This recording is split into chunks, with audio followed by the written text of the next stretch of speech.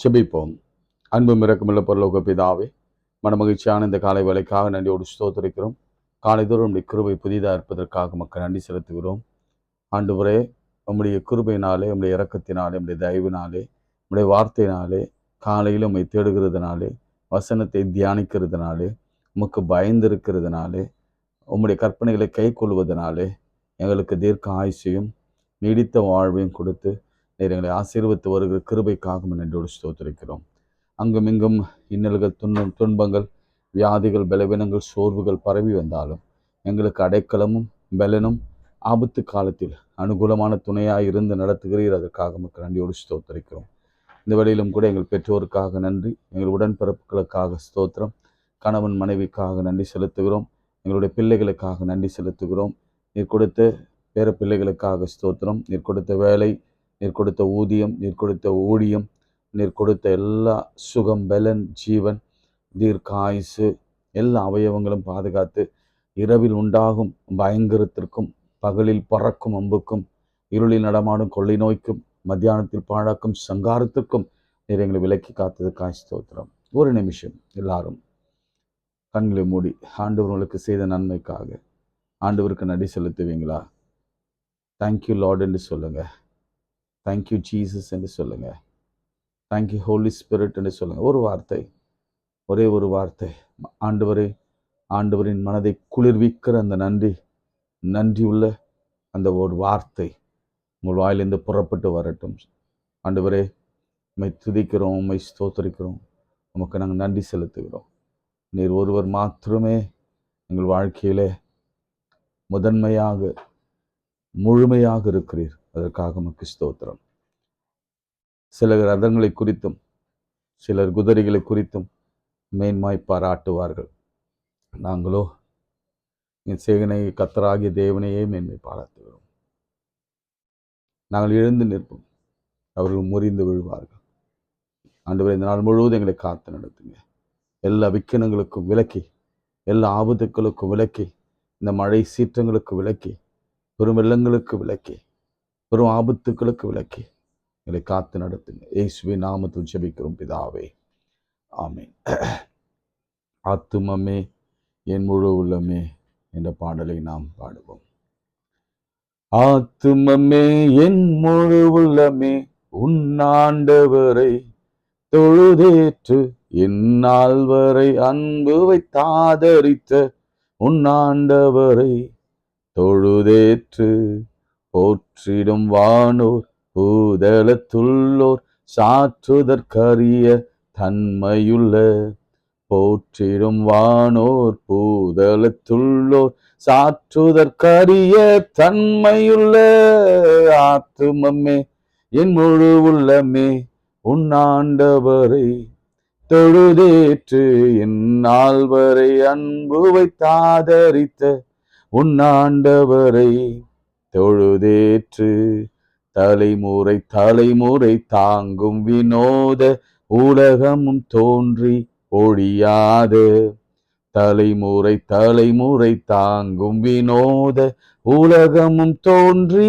ஒழியாத, ஆத்துமமே என் முழு உள்ளமே உன் ஆண்டவரை தொழுதேற்று, இந்நாள் வரை அன்பு வைத்தாதரித்த உன் ஆண்டவரை தொழுதேற்று, தினம் தினம் உலகில் நிசை பலவான வீணை பொறுத்தருளும் மேலான, தினம் தினம் உலகில் நிசை பலவான வீணை பொறுத்தருளும் மேலான, ஆத்துமமே என் முழு உள்ளமே உன் ஆண்டவரை தொழுதேற்று, இந்நாள் வரை அன்பு வைத்தாதரித்த உன் ஆண்டவரை தொழுதேற்று, வாதை நோய் துன்பம் மாற்றி ஆனந்த ஓதரும் தயசை உயிர் தந்த, வாதை நோய் துன்பம் மாற்றி ஆனந்த ஓதரும் தயசை உயிர் தந்த, ஆத்துமமே என் முழு உள்ளமே உன் ஆண்டவரை தொழுதேற்று, இந்நாள் வரை அன்பு வைத்தாதரித்த உன் ஆண்டவரை தொழுதேற்று ஊற்றுனக்கிறங்கி ஊரிமை பாராட்டும் மூற்றும் கிருபையினால் மூடி சூட்டும். ஊற்றுனக்கிறங்கி ஊரிமை பாராட்டும் மூற்றும் கிருபையினால் மூடி சூட்டும்.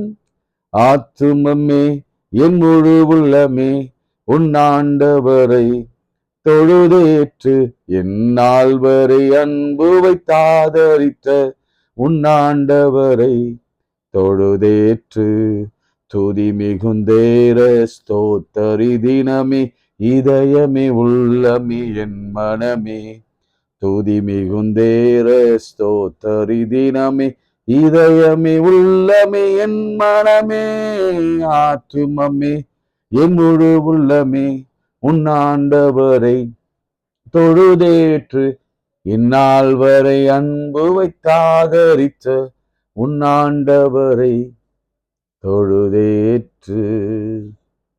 கைகளை உயர்த்து, நல்ல கைகளை உயர்த்து. நம்முடைய குடும்பத்தை கர்த்தர் மீட்கணும்னா, நம்ம குடும்பத்தை கர்த்தர் ரட்சிக்கணும்னா, குடும்பத்தை கர்த்தர் கனப்படுத்தணும்னா, நம்ம குடும்பத்தை உயர்த்தணும்னா, குடும்பத்தை ஆபத்திலிருந்து விக்கனங்களுக்கு இருந்து அழிவிலிருந்து மீட்கணும்னா, வாதையிலிருந்து காப்பாற்றணும்னா, நம்முடைய குடும்பத்தில் இருக்கிற ஒவ்வொரு பிள்ளைகளுக்கும் நேரத்தில் உட்பவ கால திட்டத்தில் மனம் இறங்கி கர்ப்ப பிறப்பை கொடுக்கணும்னா, திருமண வாழ்க்கையை கொடுக்கணும்னா, வேலை வாய்ப்பை திறந்து கொடுக்கணும்னா, சமாதானத்தை கொடுக்கணும்னா, பிரிவிலிருந்து ஒன்றா இணையணும்னா, கரங்களை உயர்த்தி ஆண்டவரை நோக்கி எனக்கு ஒத்தாசை வரும் பர்வதங்களுக்கு நேராக என் கண்களை ஏறெடுக்கிறேன், வானத்தையும் பூமியும் உண்டாக்கின கர்த்தரிடத்திலிருந்து ஒத்தாசை வரும் என்று அறிக்கையிடுங்க. உன்னதமானவரின் மறைவில் இருக்கிறவன் சர்வ வல்லவரின் நிழலில் தங்குகிறான் என்று அறிக்கை செய்யுங்க. கர்த்தரை நான் எக்காலத்திலும் ஸ்தோத்திரிப்பேன், அவர் துதி எப்பொழுதும் என் வாயில் இருக்கும் என்று அறிக்கை செய்யுங்க.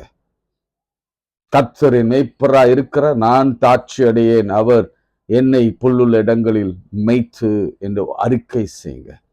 நீடித்த நாட்களால் திருப்தியாக்கி ரட்சிப்பை காணும்படி செய்வார் என்று அறிக்கை செய்யுங்க. ஆண்டவரே உமக்கு நன்றி. ஆண்டவரே உடைய பரிசுத்தாவை எல்லார் மத்தியில் இறங்கினதுக்காய் ஸ்தோத்திரம்.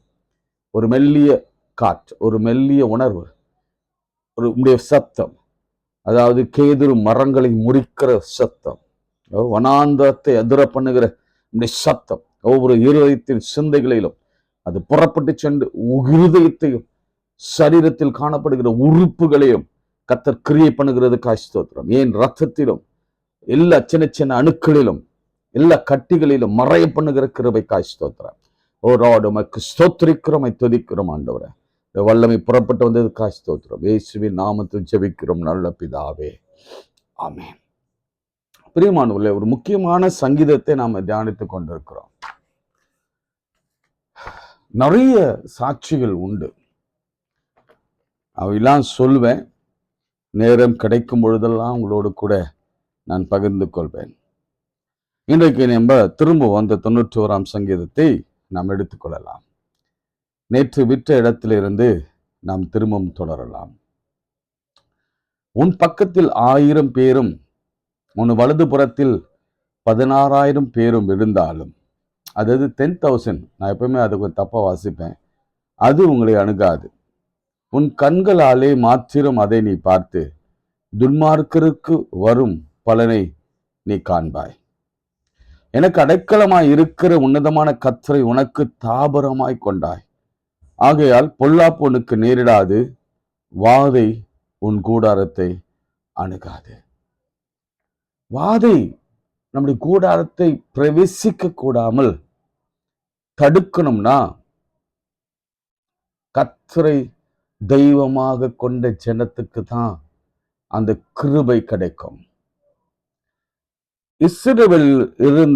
இஸ்ரவேல் மக்கள் எகிப்தில் இருந்து, எபிரேயர் மக்கள் எகிப்தில் இருந்து புறப்பட்ட பொழுது நடந்த சம்பவம் தெரியும். கடைசி அந்த வாதை உங்களுக்கு நினைவு இருக்கும்னு நினைக்கிறேன். அந்த வாதை அதுதான் முக்கியமான வாதை, தலைச்சன் பிள்ளை சங்காரம். அது எப்படி நடந்தது என்று உங்களுக்கு நன்றாக தெரியும். கர்த்தர் சொன்னார், அது வரைக்கும் ஒரு 4-5 வாதைகள் வரைக்கும் எபிரேயருக்கும் எகிப்தியருக்குமே 2 பேருக்கும் அந்த வாதைகள் வந்தது. அதன் பிறகு 5வது வாதை என்று நினைக்கிறேன், எனக்கு சரியா நினைவில்லை. அதன் பிறகு ஆண்டவர் அவர் ஜனத்திற்கும் எகிப்துக்கும் ஒரு வித்தியாசத்தை காண்பிக்க ஆரம்பித்தார். அதை நீங்க கண்டுபிடிச்சு நீங்க படிச்சு தெரிஞ்சுக்கொள்ளுங்க. வித்தியாசத்தை காண்பிக்க ஆரம்பித்தார். கடைசியில அதாவது எல்லா தலைப்பிள்ளைகளையும் சங்காரம் பண்ண வேண்டும். காரணம் உங்களுக்கு தெரியும், எப்படி ஆண்டவர் சில நேரங்களிலே பழி வாங்குற கர்த்தர் என்று நாம பைபிள்ல சில நேரங்களில் வாசிக்கிறோம். அவர் தலைமுறையாய் நியாயம் செய்கிற கர்த்தர் என்று நாம் வாசிக்கிறோம். மோசே காலத்துல எப்படி 2-3 வயதுக்குட்பட்டவர்கள் எல்லாரையும் தண்ணீர்ல போட்டு ஆண் பிள்ளைய மாத்திரம் கொண்டு போட்டானோ, அதே போல ஆண் பிள்ளைக்கு இங்கு சங்காரம் நடக்கிறது. அது என்ன வயசாக இருக்கட்டும். ஆனா முதல் பேரான பிள்ளை தலைப்பிள்ளைக்கு அங்கு சங்காரன் வந்து சாகடிப்பான். அப்போ ஒரு வாதை, தலைச்சன் பிள்ளை வாதை, சங்காரம்.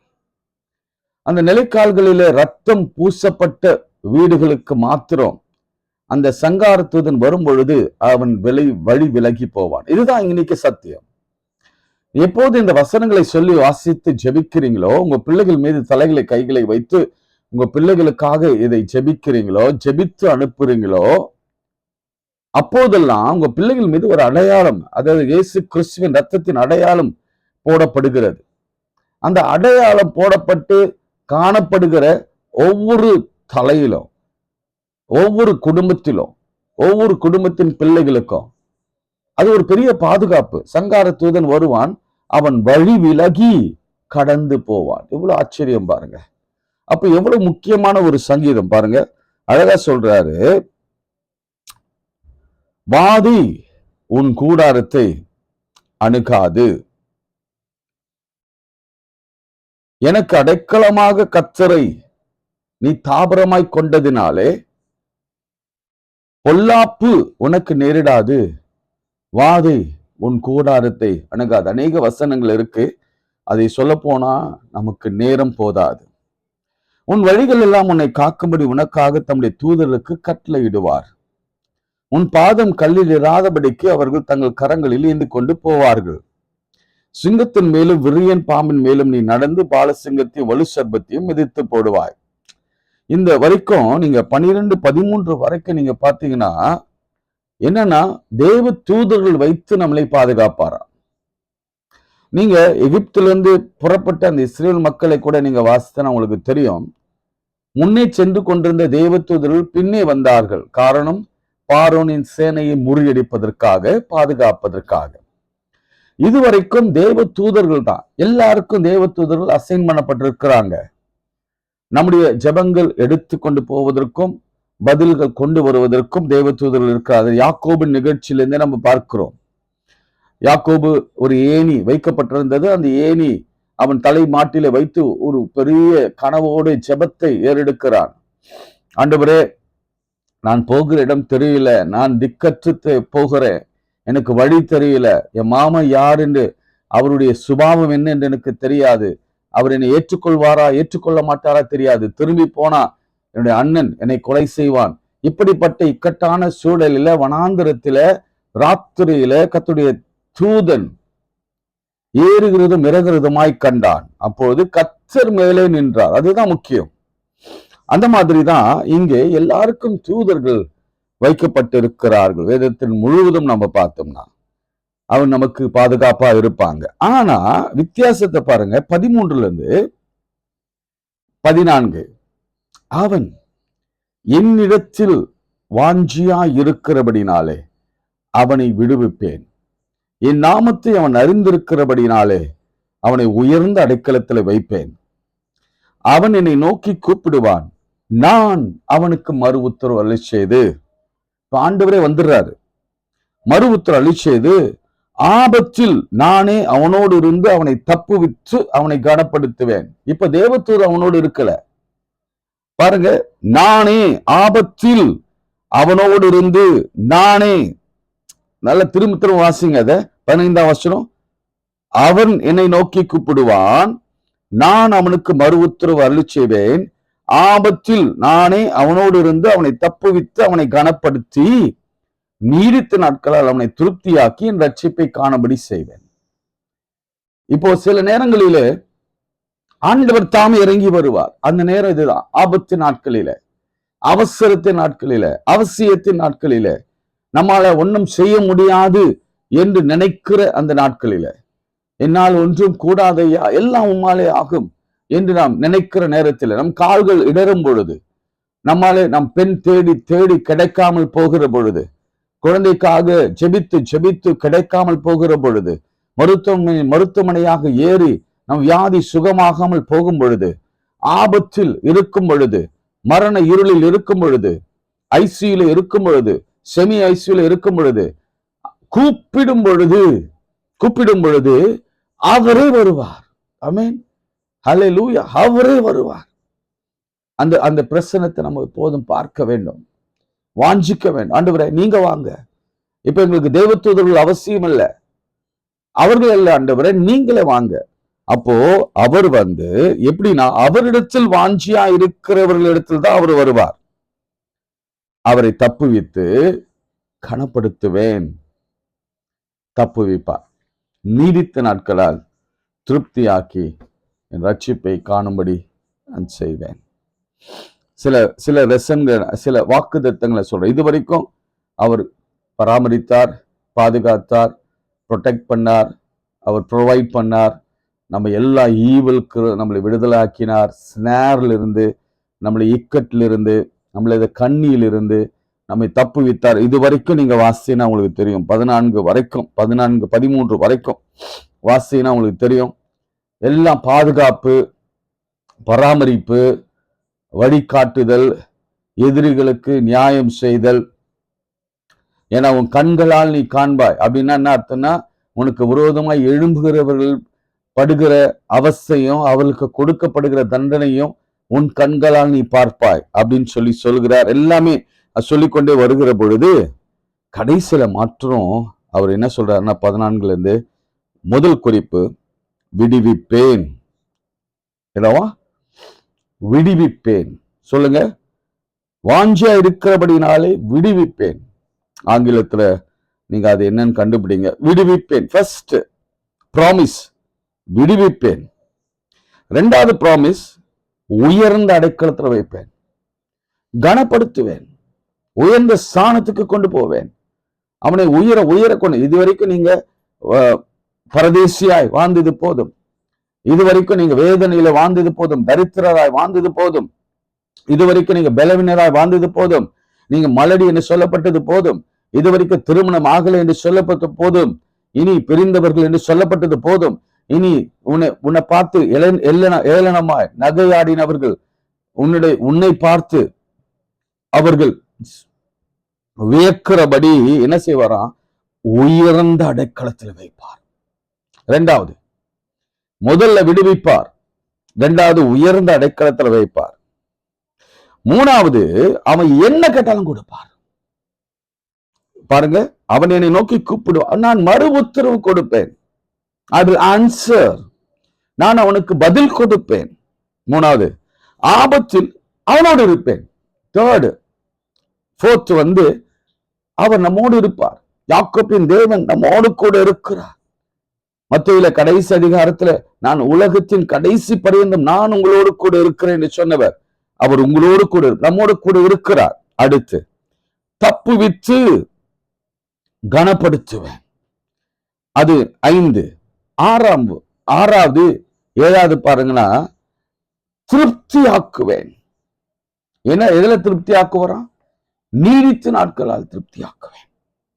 பிரியமானவர்களே, ஏன்னா ஆச்சரியம் பாருங்க, அற்ப ஆயுசு நம்ம குடும்பத்தில் இருக்காது. ஆண்டவரை தேடும் பொழுது, இந்த வசனத்தை தியானிக்கும் பொழுது, இந்த அதிகாரத்தை, இந்த பாடலை வாசிக்கிற பொழுது, அற்ப ஆயுசு உள்ளவர்கள் இருக்க முடியாது, வாய்ப்பே இல்லை. நீடித்த ஆயுசு நாட்களை கொடுப்பார். திருப்தினா அதுக்கு ஆப்போசிட் என்ன? பற்றாக்குறை. பற்றாக்குறையிலிருந்து ஒரு திருப்தியை கொடுப்பார். என் ஜனங்கள் திருப்தியாய் சாப்பிட்டு நான் அளிக்கும் நன்மையினாலே அவர்கள் திருப்தி ஆவார்கள்.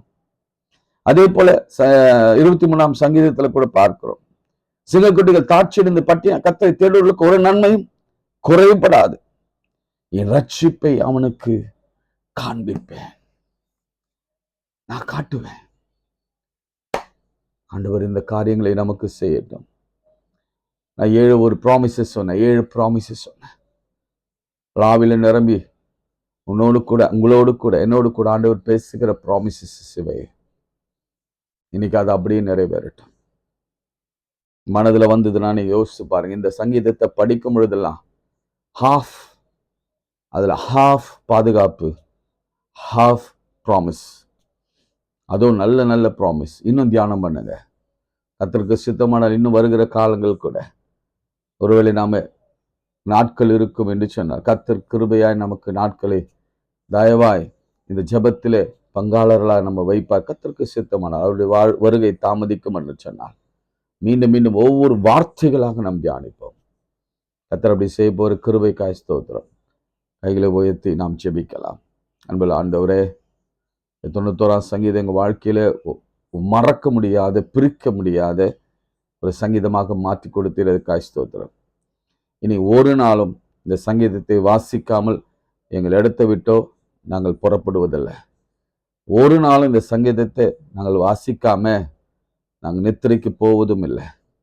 ஒரு நாளும் இந்த சங்கீதத்தை நாங்கள் சொல்லாம எங்கள் நாளை கழிப்பதும் இல்லை. அத்தகைய வல்லமையான சங்கீதத்திற்காக ஸ்தோத்திரிக்கிறோம். எங்களை பாதுகாக்கவும், எங்களை விடுவிக்கவும், எங்களை கனப்படுத்தவும், எங்களை உயர்ந்த அடைக்கலத்தில் வைக்கவும், எங்கள் பேரை பெருமைப்படுத்தவும், எங்களை திருப்தியாக்கவும், நீடித்த நாட்களை கொடுக்கவும், உடைய ரட்சிப்பை காணும்படி, உன் ரட்சணத்தை கண்கள் கண்டது என்று சொல்லி இயேசுவை காணுகிற கிருபையை கர்த்தர் கொடுத்து ஆசீர்வதிங்க. இந்த நாளிலும் கூட தேவையோடு, கண்ணீரோடு, வேதனையோடு, கடனோடு, வியாதியோடு, பலவீனத்தோடு, சிறுநீரக கோளாறோடு, இருதய பிரச்சனையோடு, ஐசியூல அல்லது பலவிதமான மருத்துவமனையில மருத்துவ உதவிக்காக, கண்களில, ஸ்பைன்ல, மூளை மண்டலங்களில கட்டி, கேன்சர் இவைகள் மத்தியில பெரும்பாடுபடுகிற ஒவ்வொரு பிள்ளைகளையும் கண்ணோக்கி பார். குழந்தை இல்லாதவர்களுக்கு குழந்தை, அற்புதம் செய்கிற கர்த்தர். இந்த 91ஆம் சங்கீதம் நான் என்னைக்கெல்லாம் நாங்கள் வாசம் அன்னைக்கெல்லாம் அற்புதம் நடக்கட்டும், இன்றைக்கு நடக்கட்டும்.